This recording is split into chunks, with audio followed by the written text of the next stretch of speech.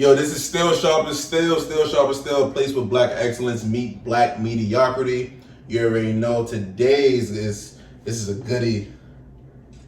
You been here before. Probably was the same day. Probably was yesterday, but you been here before. But I got my king with me, my boy Shell. You know, I met him at Enterprise at an MLK event, ironically, and it's kind of funny during these times where we at. I met him at an MLK event. You know what I'm saying? So we can definitely speak on different avenues there, but I'm gonna let him introduce himself. Yo, what's good, y'all? My name is Shell. I go by Shelter as well. That's my artist name. Look out for Hyper Kane Group. That's my LLC. All right, we about to take over. All right. Send me that to the gram on the follow, like, you know what I'm saying? Like, shout out to Shelter. He got it. You feel me? So everybody follow his socials. They got all the socials out. You know what I'm saying? Heard you. Wonderful Queen J. Cherry. Hold on. J. Cherie. If you gonna say it right. I like the cherry. Nah. Cherie. Cause you know why though? The poem, the cherry, it was like a cherry on the top for me. Nah, I feel you. Cherie. J. Cherie. Shout out to J. Cherie, and she's ahead of her time of expressing herself, and I embrace it so much because we need more queens to express more art. And we speaking about R&B, we speaking about how it has an impact on the culture, but you was raised too. That right there was a great storytelling. I appreciate that. So you're gonna be on the lookout for that one. But today we're gonna just quickly talk about just everything going on. Just being in the climate of what's going on right now in the 21st century, being a person of African descent. Like, it's so many things to talk about, and whatever is present to you right now, I just want to hear both of y'all thoughts. You go. I mean, ladies first. Go ahead. All right, cool. But this world, I mean, we've been living in disarray for, how many years? Y'all could say 300, 400, you know what I'm saying? Whatever those years might be. But, I mean, that's just the world we live in. We've been living in something crazy, and some people call this hell for how long? You know what I'm saying? So you just gotta look at the world as it is and say, what can I do to make it better? And, I think that's kind of what our story should be, from here on out for as long as we live. You know what I'm saying? But what's the change though? Like, I feel like, change is something that comes slow, Progress is the end goal, but like, what do you feel like we need to do? Like, do you have? Because I feel like the first form of change is being aware of it. You know what I'm saying? So you got to be aware of the problem to have any solution or any forward towards it. So being aware of the problem, it is. I feel like with black people today, we have to hate racism more than we hate each other. You know what I'm saying? Once we get that mentality, once we get that foundation, we'll be able to be so angry. It's gonna be a bloodshed, like the words of Tupac said. Like, it's gonna be what it is right now, probably more intense. Right. So, like, how do you feel about just being aware of it? Like, and how you feel about it? Like, what's the first steps after being aware of the problem? And what is the problem? Both of y'all, like, it's so many different problems in the black community and being black in America, being black in the world. Being African descent right now, but like, what do you feel like is the problem? Yeah. For me, honestly, I feel like black women are the bottom of the barrel, and I feel like that's something we have to work on. I feel like us as a people are never gonna go nowhere until we learn to put, not necessarily black women first, but on the pedestal that we deserve. It's crazy because I was like, shout out to Jennifer McLean, staying with Jennifer. Still Sharp and Still went out there recently, me and my co-founders, we went out there to protect her. But it's sad that the African woman has to live in a world where they don't listen to them. Yeah. I said that in the last episode, like, y'all can't voice y'all opinion because y'all can't be heard, you know what I'm saying? So it's already a disadvantage being black, but being a black woman. And it's like, so like, how you feel about that? Like, just being a black woman in America, or being a black woman from Brooklyn? Or, I'm not gonna hold you. Being a black woman from Brooklyn, it's no better flex. Like, nobody can tell me nothing. That's how I feel. Cause we from Brooklyn. Like, you feel me? Cause we from Brooklyn. You feel me? We from Brooklyn. So like, I feel like there's no better flex. Like, but like, I feel like there's always this like shadow behind me. Like I always feel like I have to look over my shoulder, whether for everything. I got a question. Like yes.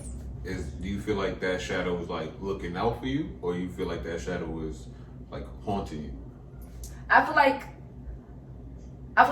it's against me, but I feel like I have to fight it, and like I feel like that's how everybody feels. Life as in its own is a fight, and like that's just my fight. Being a woman and a black woman on top of that, like that's my fight. That's your baggage. Yeah, so like it's something I have to deal with every day. Like as black men do too. Like I understand y'all struggle. I'm not over here trying to like deflect from that at all. Right. You feel me? Like, cause I feel like the moment I start talking about it was like it's what black men, and then I'm not trying to deflect from none of that. No, but that's your story. Everybody has their own story. Yeah, I feel like black women, like I said, we're the bottom of the barrel. We're not listened to. I feel like there's no fight for the black woman while black women are fighting for y'all. I feel like those are the problems within our. When you was talking about that shadow, though, when you was talking about that shadow, did you ever felt as a black woman that you're protected from us? That's our job, right? Isn't that our due diligence as black men to protect black women? Are you confident that when you walk down the street with all this, the comment of sex trafficking and the comment of just black people just being killed like it's a purge outside, are you confident in that when you walking down the street or when you going home late from work, you're protected by other black men? No, and that bothers me. It should. That bothers me. But before it bothers you, it should bother us. Yeah, right? That's how I feel. Like I said, like we're fighting for y'all, and it's like there's no fight for us. And I'm not. I know there's black men because everybody want to come at me and be like, well, not all black men. I know, you feel me? I acknowledge those, but like as a woman, I don't feel comfortable walking down the block. Can I acknowledge something? So, you spoke on how black men, you don't feel like you're protected by black men, and as a black man, I apologize. You know what I'm saying? I'm sorry too. I apologize, and like I have to because I understand, the black man's struggle and why. Because we're demonized. We think about self. So black men are selfish. A lot of us. Very. But why though? Am I lying? No, but where do you think it comes from? Where does that foundation Slavery. Everything is because of slavery now. No, but realistically, they did create a system that oppressed us so many years that the science of it changed how we operate, and we lost our self-worth years ago. And like once you lose yourself, once you lose where you from, you lose everything. You lose your pride, you lose self-worth, you lose confidence, you lose who you are as a person. You got nothing but to do you are obligated to just love whoever is in front of you in the forefront of the normal European, you know what I'm saying, which is like the white society. So it's just sad that like we as a people, we've lost who we was, you know what I'm saying? But I'm sorry too, being a person being a black man that I don't have that confidence to say that you are confident that when you walking down the street, you're protected. It's sad though, you know what I'm saying? Like, I have aunts, I got mothers, you know what I'm saying? I have cousins, I got homegirls, I got you. Why should you be walking down the street and not feel like you're protected? And you know what I'm saying? I feel like everything starts at home, similar to racism, you know what I'm saying? So, what's the gap that needs to get filled for these young kids of African descent, these young men to protect y'all and your daughter, like and our daughter, you know what I'm saying? What do you feel like is the gap? But you see how you said my daughter, and that's a problem within a lot of black households.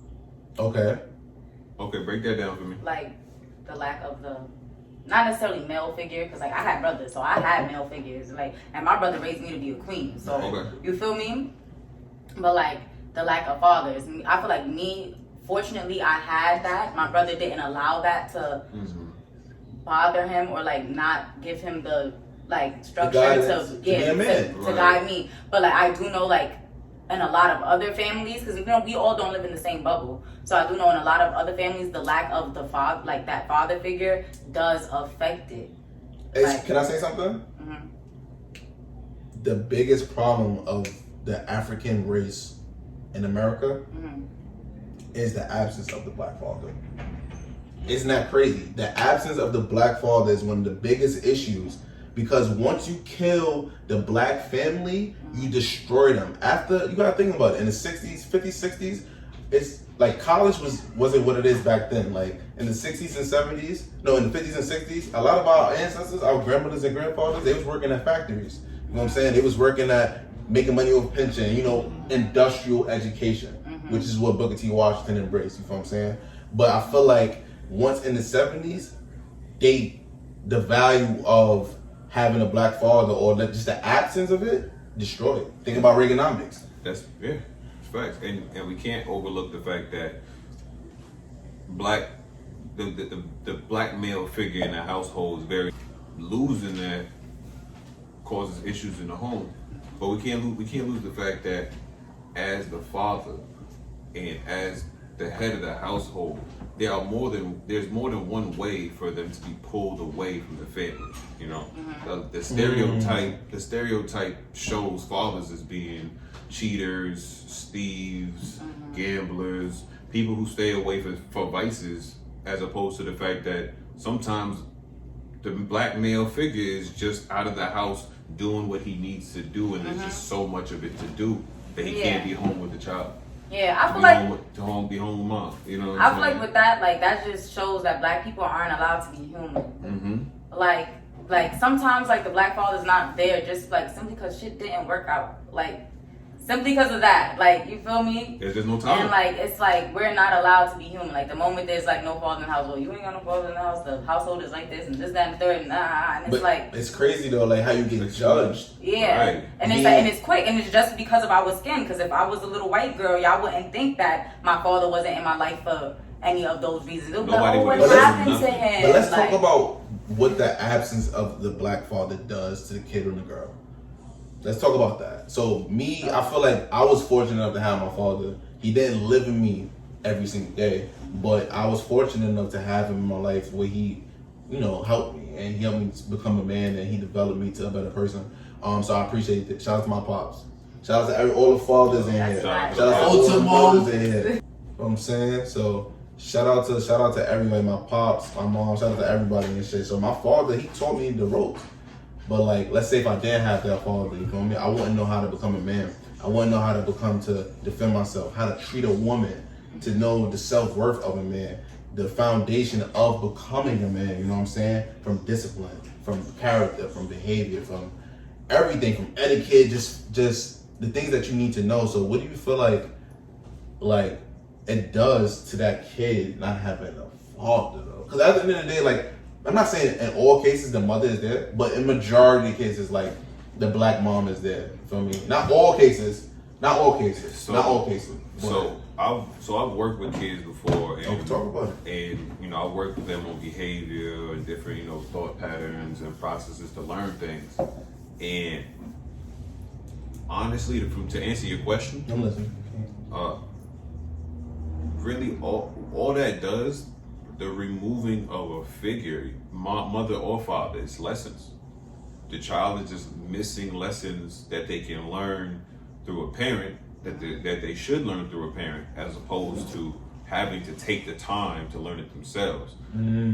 So that's why guidance. Exactly. It's guidance. You know what I'm saying? And if you don't have guidance, you got to bounce through this world and taking your licks.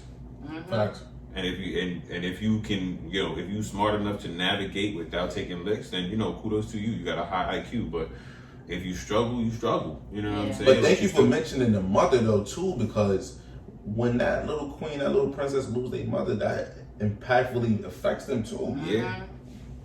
Yeah. So shout outs to all the mothers out there, like just the presence of. That's another thing we can speak about too, just like with the black community. I think one of the biggest things we need to tackle is family. Like I was speaking to one of my best friends, Brian, which is a co-founder, and we was really embracing like a video we seen, and the video was about the guy just not incorporating, but making sure that he utilized everybody in his family, in the family, mother, father, you know, like everybody that was close, even outside the family, all the relatives, right? But like they had their own business, you feel me? They got their own like black creations, and I feel like one of the issues, even besides the absence of the black father, is that, you know, that that attainability of, you know, the economic power, you feel what I'm saying? So having, you know, breaking the economic power, you know, getting to financial literacy, having black owned businesses and shit. So I feel like with us, you know, we don't have that, but why not the black family utilize everybody? You know what I'm saying? Like, think about it, because a lot of other religions do it, you know what I'm saying? The Jewish community in Brooklyn, New York, the dollar goes around 8 times before it leaves out our economy. Why we don't have normal education or proper education to teach each other that we need to keep our money flowing in our community, you know what I'm saying? That's another topic, but just the utilization of the black family, just imagine, feel me? Imagine you, your mother, you feel me? Like, I'm not saying everybody, their mom's here, but imagine you use everybody in your family to do something. I feel like, although you said, like, that's a different topic, I don't feel like that is. I feel like we're not going to get there, like, until we have the education. Like, we can't work on that. Like, you can't start a business without knowing how a business runs. Yep. You feel me? So, like, look at our inner city schools. They're trash. They're whack. We all went to them. You feel me? Like, we have to work on the community within the schools. Like, because, like, in the households, like, everything starts at home, and I do understand that. But, like, outside of home, we had school. And reality is, in the household, things aren't always going to be 100. 100%. So I feel like we have to work on the education aspect, because once you have the knowledge to do shit, you're gonna do shit. Like, and once that happens, then you can work on, like, the household. Like, we're in the hood filled with depression and all these things, and I feel like that's one of the reasons why relationships don't work out as often as they should in black communities, because we don't learn how to love each other. Preach. Talk. So, like, we have to go through the education aspect, and then to go into the households and be like, okay, so I know that I need to love you like this, and you need to love me like this, and that's something we have to learn. And I feel like sometimes the household isn't where you can learn that. So once we get there, then it's going to be like, okay, so we have the knowledge to do this. I have the emotions, and I'm emotionally stable and mentally stable enough to do this. We can get to the business aspect, and then we could circle that dollar. Talk, sister. I'm not gonna lie, just to piggyback off what you said, amazing as it was. Like, I just learned how to start loving people, you know, probably like 4 or 5 years ago. That's dope. I'm still learning. And I just started acknowledging it. And I appreciate your transparency too. Like, because we don't get enough, you know, we don't get enough time to acknowledge ourselves and acknowledge our feelings. You know what I'm saying? And it's crazy because our feelings dictate our actions. So people always look at young black men, young black women, always talking about, oh, why you so wild? And it's just like, you're not seeing inside. You know what I'm saying? And I'm trying to show you, but you're not witnessing, you're not understanding my emotions. You know what I'm saying? So when people speak about us, all they see is what we give off as opposed to what we're actually feeling. So being able to have that time to acknowledge yourself and to disseminate those feelings, when we don't get it, that's when we explode. And not to, you know, keep it on the topic and just to bounce from what you're saying, I feel like in life we're hijacked. Just being a normal person, let's not just forget race. 21st century, let's say September 5th, 2020, you're hijacked. There's so many distractions from social media, from the individual battles that you face, but just with that, plus being a person of African descent, being black, being that black man, being that black woman, this it's like triple, like, you feel what I'm saying? Like, and I do want to speak about this. This is all, like, it all is on one accord, but we all are black, obviously, and we all, you know, live where we work a different amount of jobs. So how do you guys feel about working in the blue collar world and knowing how to be silent or aggressive and not being it's not normalized where black people are the crazy black woman, you know, or the guy that, you know, got to represent for his culture, you feel me? So how do you guys feel about just the being in the blue collar world and working in those settings where if somebody say the N-word, you have to react then or a certain time, because at the end of the day you got to provide for your family? So how you feel about that? I'm gonna speak on that. I know for a fact, me personally, I had to learn how to be aggressive at work when it came to any situation racially.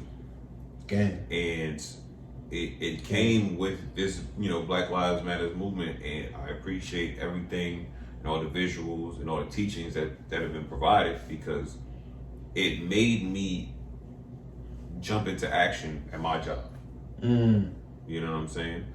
They were asking for people to step up, create things to present. I had to step up. I was last year? Where I was at? Word? That's interesting because, like, I don't, like, this is off camera and all, we ain't gonna talk about all that, but me and him had worked somewhere where I feel like the setting of, the climate of racial injustice was definitely present. And I experienced that occasionally, consistently, and persistently a lot. But knowing how to go about it, you feel what I'm saying? And it's crazy how the company that we used to work for is doing things, but it kind of goes back around full circle about life adapting. Only thing these companies is doing is just adapting.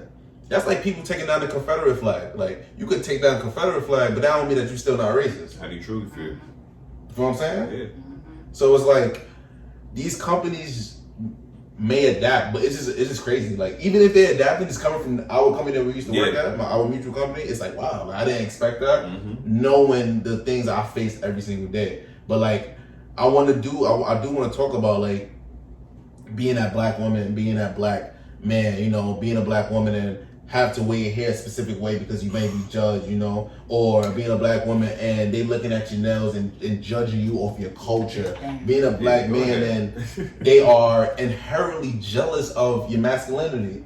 You being a strong man, or your intelligence, just how you are, your persona, your strength. It's so many avenues we can go to talk about it. Rolls out of your scalp. It's unprofessional. Like, that shit will never sit right with me. Trash. Like, as y'all can see, short hair, blue, the nails, like, I'm 100% unprofessional. But like, fuck being unprofessional when a white girl does it and it's trendy. Talk about it. So why is it accepting to her but not for you? Because of my skin. Exactly. Like, that's literally all it boils down to. When I do it, it's ghetto. Like, when I do it is ghetto, and that's why I named myself the Real Ghetto Poet. I love that. You embrace them. That's where that came from. It was like I had a friend who used to tell me all the time, like, you're mad ghetto, like, you're mad cause your nails are mad long, you're ghetto. Why, like, all these colors in here, you're mad ghetto. Started dating a white girl who does the same shit, and it was like, oh, she's so different, she's that's so bullshit. cool. And like, not to cut you off though, too. Still Sharp, but still, if you look in the logo, it has the king and the queen arm represent each other, but on the queen, it has long nails. And on the king, he has a tattoo, it says, to never try is the ultimate fail on the bottom long arm. But those nails just represent culture. How the fuck we are supposed to work in a society or be normalized where you can't be yourself? And that's why it's very important for our educators, for any forefront of people of African descent to just really master and just really embrace our culture. Like, I feel like boom, like, let's talk, like, it's so many things, but let's say like teachers, you feel what I'm saying? A lot of teachers being white and stuff and being of European descent is not going to do so much of being a Black little kid, because you do need to have somebody that relates to you. How could the fuck you? How the hell are you going to teach me the right things to become a better person, but you don't know where I'm coming from? You know what I'm saying? We're meant to, we're forced to assimilate while still having to carry who we are around, and it's crazy because as we're just trying to be us, we're still looking at these teachers, as you was talking about, these principals coming up as we're growing. You know what I'm saying? Like, if anybody who go to college, you know what I'm saying, teachers, professors, you know what I'm saying, counselors. And then you looking at your boss when you get out, and you know what I'm saying, you going to work. You're looking at everybody, and nobody looks like you, and you have to be and jump into their culture. And that's why it's important for the Black presence of Black businesses. And listen, man, Still Sharp and Still is real transparent. This shit is about to stop, but we're gonna get right into it again. You know what I'm saying? We'll be right back.